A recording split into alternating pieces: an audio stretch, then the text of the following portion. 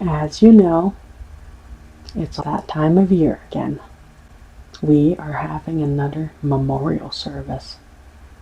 My instructor, Miss C, emailed me the homework assignment instructions instead of asking me to go into the classroom because this is something you would do at home. So today we are going to be making a dark chocolate coffee brownie badge. So we are going to need brownie mix. I personally like Pillsbury because everyone carries Captain Crocker and Lieutenant Heinz products. They're way too mainstream. As you probably know, if you live in Canada, you'll notice that Dollarama is the only vendor that carries Pillsbury brand of brownies, and you can't find it at the supermarket or grocery stores, and I don't know why. I'm not sure if it's supposed to be some kind of monopoly effect, a store exclusive to draw you in there. It sounds bad to say this out loud, but the truth is, I actually have a soft spot for cute white and fluffy things. Like the Pillsbury Doughboy. I remember those commercials from childhood on TV when the kids would poke the little Pillsbury Doughboy, and he would be like, ooh. Of course, it's just unfortunate that this cardboard box is not very interactive, but if the Pillsbury Doughboy was real, I would totally be amused. I would poke him every day. But anyway, back on topic. So for today's lesson, we are going to need 1 box of brownie mix, 1 egg, butter or oil, but today we're going to be using olive oil because it's healthier. And this is also my first time making brownies with olive oil, so I'm interested in seeing how it will turn out. For the most part, I find brownies to be overly sweet anyway. Water or milk. I always use milk for brownies and cakes because it's heavier, so it makes it keep its shape. 2 tablespoons of coffee mix, 1 square shaped pan lined with foil or wax paper at the bottom, 1 badge shaped paper cutout, 1 blue decorating gel, 1 black decorating gel. A basic person probably uses a large mixing bowl, but I'm using a medium-sized pot, and I'm going to be using this spatula to mix it.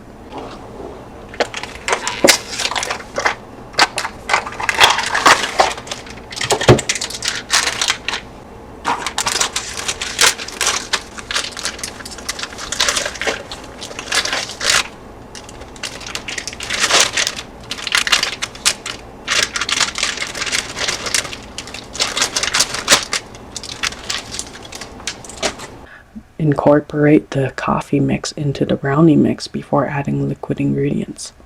So we are going to start by adding our coffee mix into the brownie mix.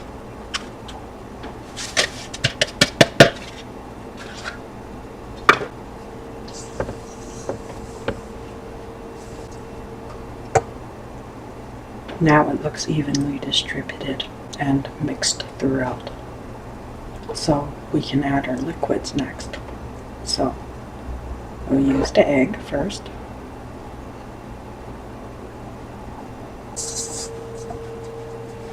Most people don't know this, but baking and cooking is actually a form of art. There's no right or wrong way to do something.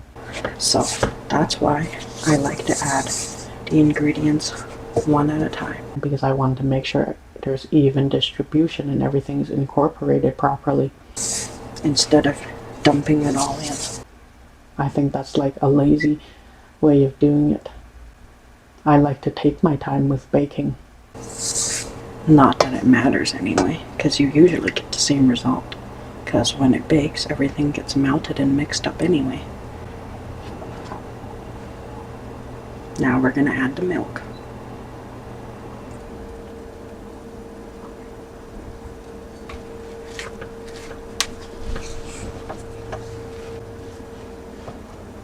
And last, the oil.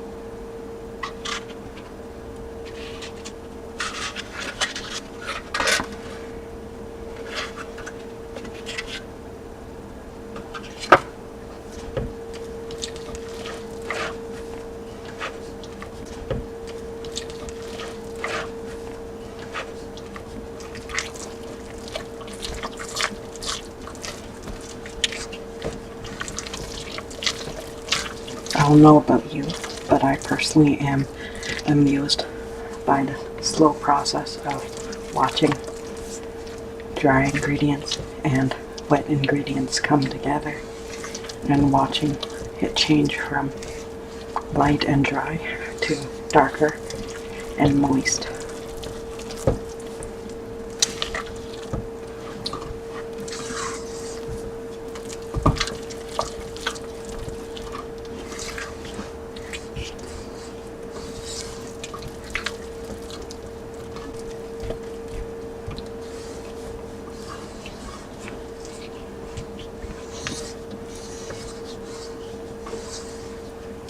I guess that looks good enough.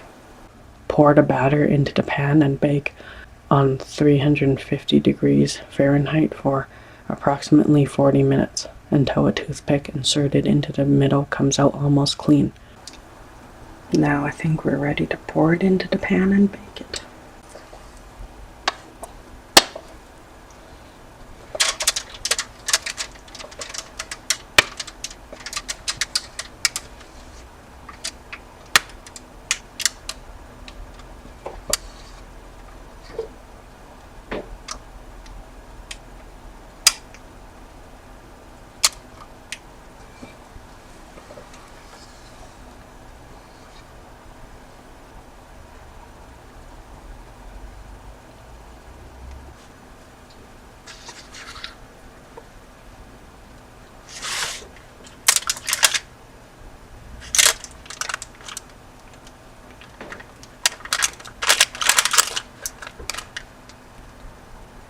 Of course, this is the hard part, smoothing it out.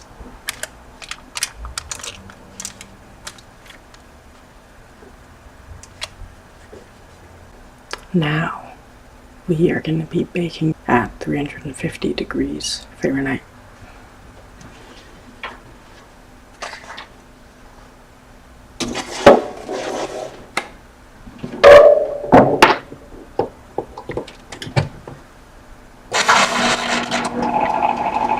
Cool completely before removing from the pan.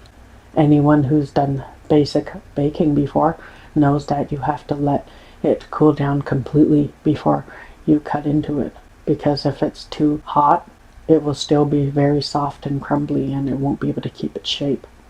Now that it is all cooled down, we are going to remove the brownie from the pan and cut out the shape we need and decorate it.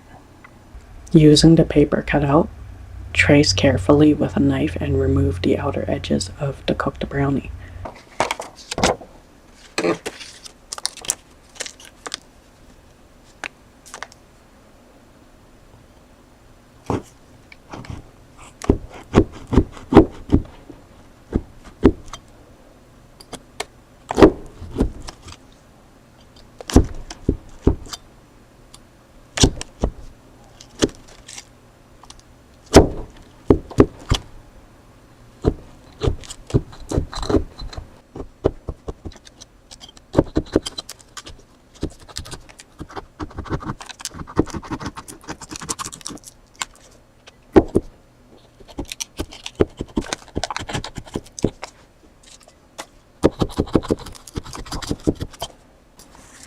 Now, if I did this right, I should be able to lift the edge piece out completely.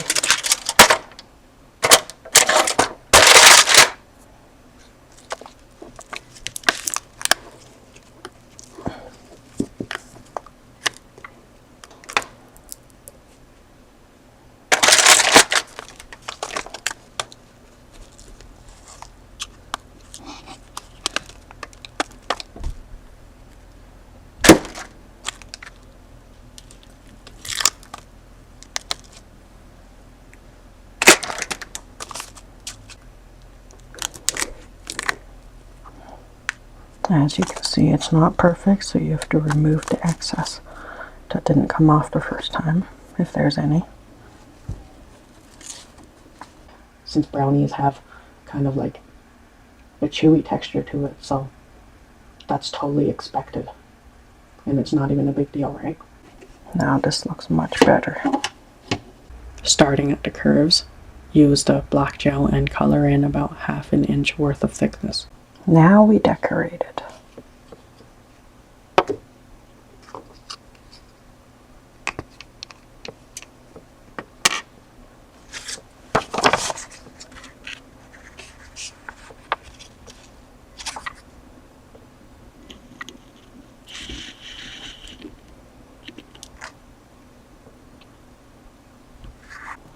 I've obviously never done this before, so if it's ugly, messed up, or not lining up properly, well,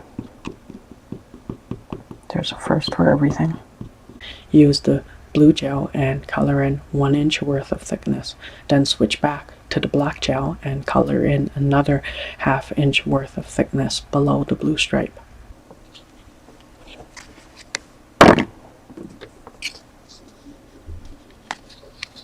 Of course, it doesn't have to be perfect.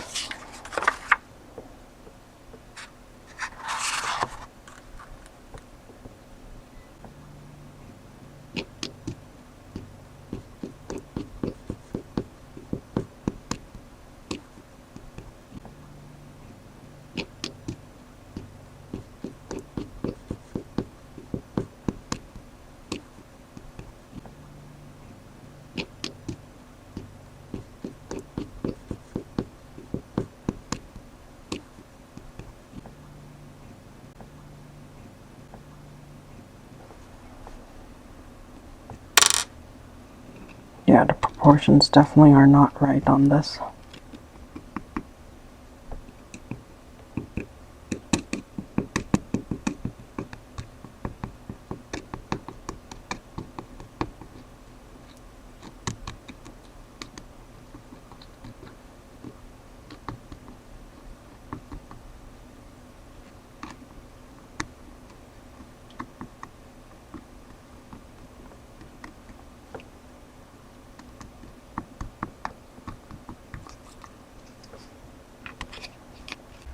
Take a picture of the end result. So anyway, this is the end result, and my brownie totally turned out symmetrical and even throughout. Option number 1, share it with a cop, 100 points. Option number 2, share it with multiple cops, 300 points. Option number 3, get some blue star-shaped helium balloons and a cup of coffee. Go to the cemetery and feed the spirits of your deceased loved ones. 1 balloon and 1 coffee per spirit, 500 points. Attach a picture of the finished product and write an essay about which option you chose, why you chose it, and what your journey was like, and email me back.